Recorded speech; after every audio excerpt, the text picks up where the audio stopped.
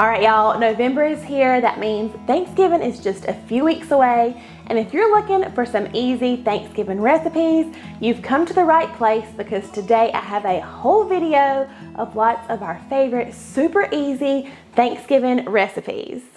And we're gonna be starting off first with stuffing sausage balls. All right, so to a large bowl, we're gonna take 1 pound of breakfast sausage, and then next to the bowl, we're gonna add 1 whole prepared package of Stovetop stuffing mix. I'm using the chicken flavor just because that's what I like. And basically the stuffing mix is taking the place of Bisquick, which is in, you know, your normal sausage balls. I think this is gonna be so good though. And then next we're gonna add about 3 cups of cheese. I went ahead and shredded up some fresh Colby Jack cheese and cheddar. So I'm gonna do about 1.5 cups of both.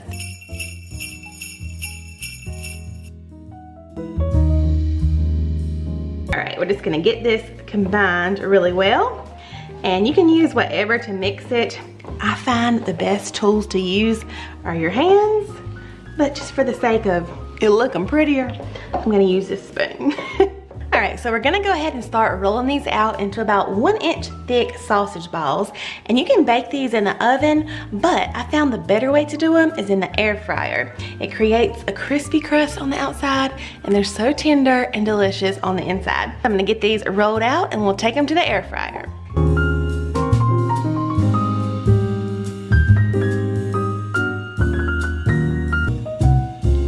So to do my sausage balls in the air fryer, I like to cook mine at about 360.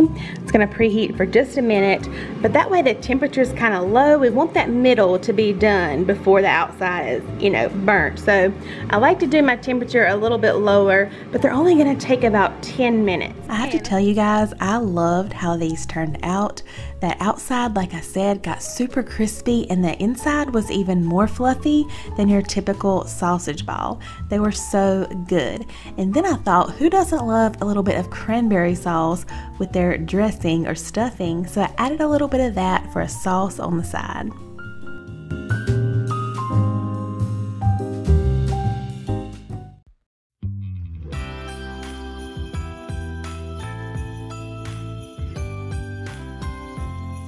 To a skillet, we're going to start by melting 2 tablespoons of butter.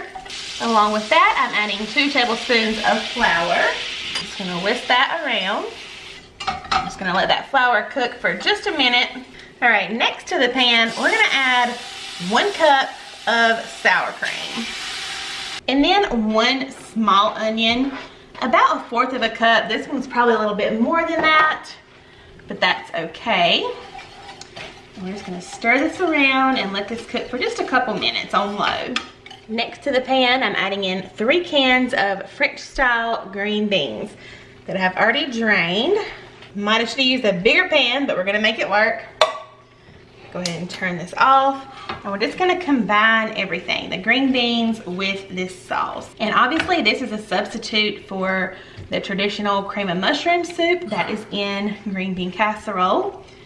And nothing wrong with the mushroom soup, but I do think this has a little bit more flavor. It's just really, really good. So maybe if you've never tried it, or maybe if you don't like green bean casserole with the cream of mushroom soup, maybe you can try it this way. All right, so I have my baking dish. I'm gonna bring over our green beans and get those into our dish. Now we're gonna top it with about 2 cups of cheddar cheese. So when you're ready to bake, all you'll do is add your crispy onions. I say just measure this part with your heart. And then this is gonna bake in the oven at 350 for about 30 minutes. Also, if your onions start to brown too much, just cover them with a piece of foil. It's an early December morning, no one but we are. We look out the window as it's starting to snow, and I realize. So for this recipe, you do want to start out by baking a pan of cornbread. Just use whatever recipe or brand is your favorite. I have my large skillet out here.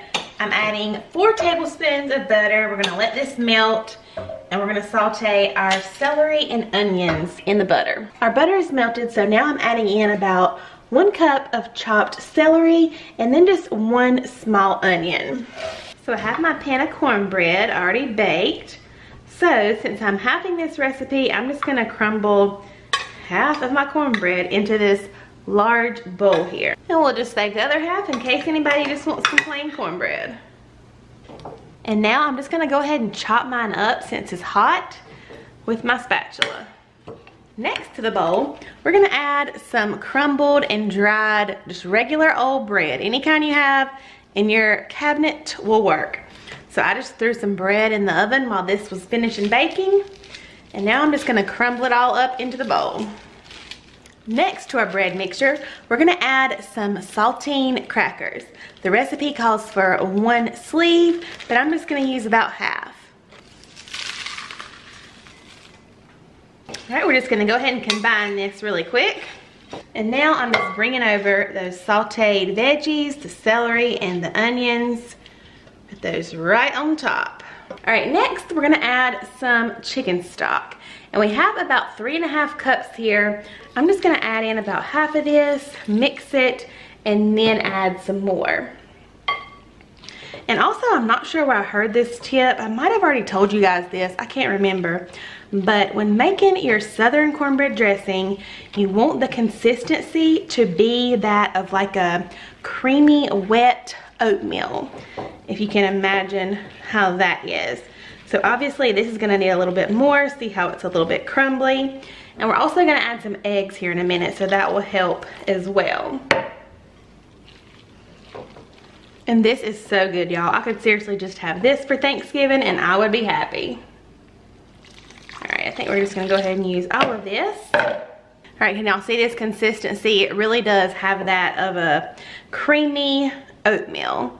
So I think that's a pretty good description. All right, now we're gonna add about 3 eggs.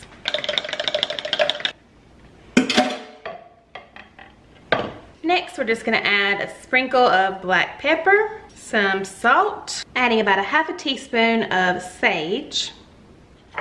Smells like Thanksgiving. And then about 1/2 tablespoon of poultry seasoning. All right, we're just gonna stir everything up. To save on dishes, I'm just gonna use that same pan that we baked the cornbread in. I just took that other half out. We're gonna get it into our baking dish. All right, and this is going into the oven at 350 for about 45 minutes to an hour until the middle and everything is completely set.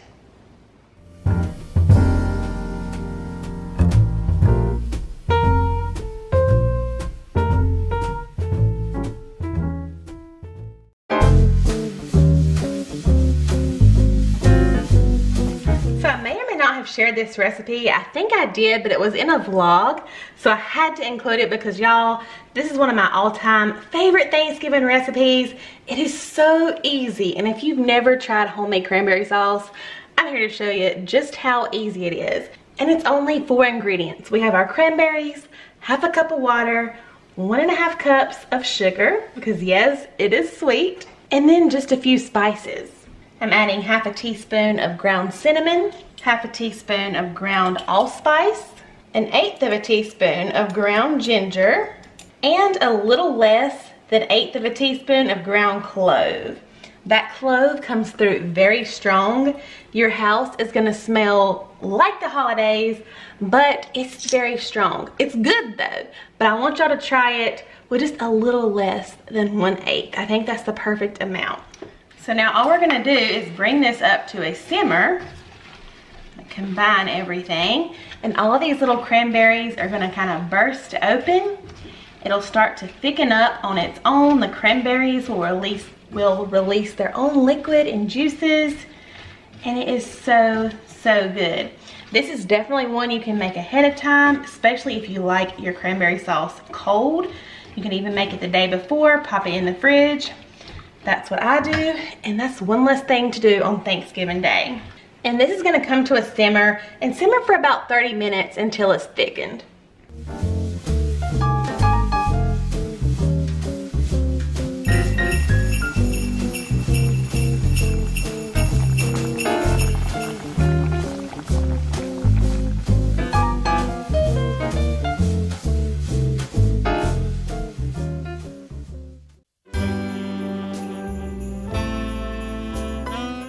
course, you're gonna start with 1 can of pumpkin, and it is just the pure pumpkin, not the pumpkin pie filling.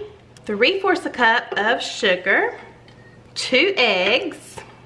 You're gonna need about a cup of evaporated milk. So if you buy these little 12-ounce cans, not quite a whole can.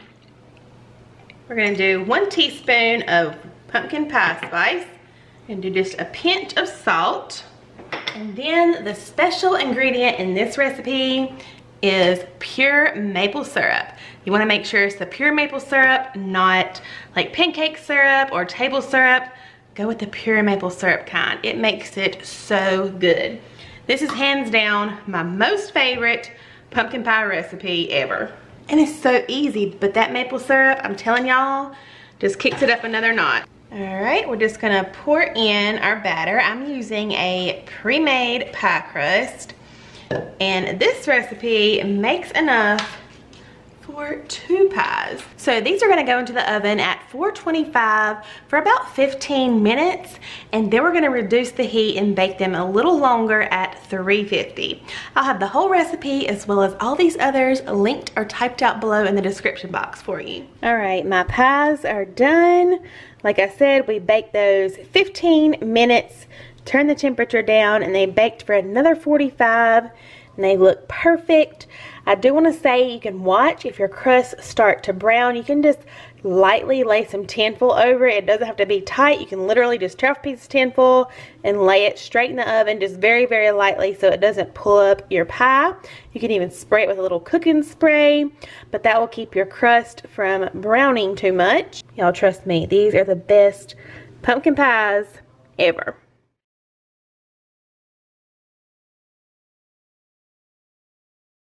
So you're gonna start by boiling 2 cups of elbow noodles until they're al dente. Then you're gonna go ahead and add those in to your crock pot. We're now gonna add the can of cheddar cheese soup. We're gonna add some black pepper. Next, we're gonna go ahead and add the milk, sour cream, and then add your sharp cheddar cheese. I just had some pieces. These were the ends after I shredded mine. That's why it looks kind of funny. And also add in the butter. This will melt as it goes along, so no need to melt it ahead of time. This is a very cheesy and creamy recipe. I really love it. So now I'm just gonna go ahead and stir all of this up. All the sour cream and cheese and milk is gonna cool those noodles down. So you wanna cool them down before you pour in your eggs. That way your eggs don't immediately cook when you pour them in. So once you've stirred all that up, then you can add in your eggs, stir that up, and that's pretty much it. So I always normally cook mine on high for about 3 hours, and I will come in the middle of that time and just give it a stir. So this is about halfway through. You can see it's already super creamy, and I'm gonna let that go about another hour and a half. And then when it's done, as you can see, nice and creamy. I always look forward to this mac and cheese on Thanksgiving. I'm gonna show y'all my secret for the best, most easy, fluffy, the best texture, buttery mashed potatoes you'll eat. And this secret actually came from one of you guys. I've made mashed potatoes so many times here on my channel, and I don't know which video it was. The last time I made it, somebody said, heat up your butter in the microwave, melt it along with your milk before you pour it in. And y'all wouldn't think that would make the biggest difference just doing that, but it does. It makes it so just rich and buttery, and also keeps it fluffy, along with how I'm gonna mash them, which is gonna be with a hand mixer. It's not like a huge secret or anything. So do this, use the hand mixer. I'm gonna show y'all, and they're gonna be perfect, I promise. All right, my potatoes are nice and tender. So I'm gonna go ahead and add some salt, some pepper, and you can add other seasonings if you want, like garlic powder, anything like that. But this is just the basic mashed potatoes, and then a little bit of that warm butter and milk. I'm just gonna start with a little bit. I'm only making a little bit of mashed potatoes tonight. And then, like I said, we're gonna mash these and mix in that butter and milk at the same time on just a low speed, because like I said, we don't want to overmix. All right, I'm gonna go ahead and add in the rest of that butter and milk, but I'm not gonna beat it anymore. I'm just gonna fold that in. So that way we're not over mixing. I'm gonna fold the rest of this butter and milk in. I keep wanting to say cream. And y'all, these are the most smooth, fluffy mashed potatoes. Of course, you can make them as thick or as thin as you want, but I think these are perfect right here. You could pop these in a baking dish, put a few more pats of butter on top and bake them. So good. Next up, we have these super scrumptious and easy pecan pie bars. Add 1 3/4 cup of flour. And then next we're gonna add 1½ sticks of cold butter. Just gonna kinda throw it in here and we're gonna chop that up into the flour mixture. And now we have the perfect consistency for our crust. All right, I have my 9x13. I'm just gonna give it a quick little spray. That's mainly if anything is on the sides. But I'm also gonna add some parchment paper. And so this way when the bars are done, we can just lift out the whole thing by the sides. So now we're just gonna pour our butter and flour mixture into our 9x13. And we're just gonna press this down. You just wanna make sure it's pressed down really well and evenly in your baking dish. And we're gonna go ahead and bake this for about 20 minutes or until the edges are just starting to brown. All right, so we're obviously gonna need some pecans for our pecan bars. So I'm gonna give those a quick little chop. Next, we're gonna start on the filling for our pecan pie bars. So we're gonna put 1/3 cup of flour plus 1 tablespoon of flour. Next, we're gonna add 2/3 cup of firmly packed brown sugar. You're gonna add 4 eggs. We're gonna add 1 teaspoon of salt and then 1 tablespoon of vanilla extract. And then lastly, we're gonna add 1½ cups of dark Caro syrup. I have my little measuring cup. I'm gonna give it a spray so that Caro syrup will just pour out easily. All right, so we're gonna go ahead and give this a mix. Now we're just gonna pour our chopped pecans back into our mixture and kind of stir those in gently. Now we're just gonna pour our filling right over top of the crust. And this is gonna go back into the oven for 40 or 50 minutes until our filling is set. If you want your house to smell amazing for the holidays, make these pecan pie bars. Oh my goodness, they smelled so good. It was all we could do to not eat them until they had set up, and they will take a little bit. They'll need to come to room temperature, and then I popped ours in the fridge so they could cool a little faster. You want them to be pretty hard before you slice them up. And also you want to slice them in smaller pieces because they are very rich.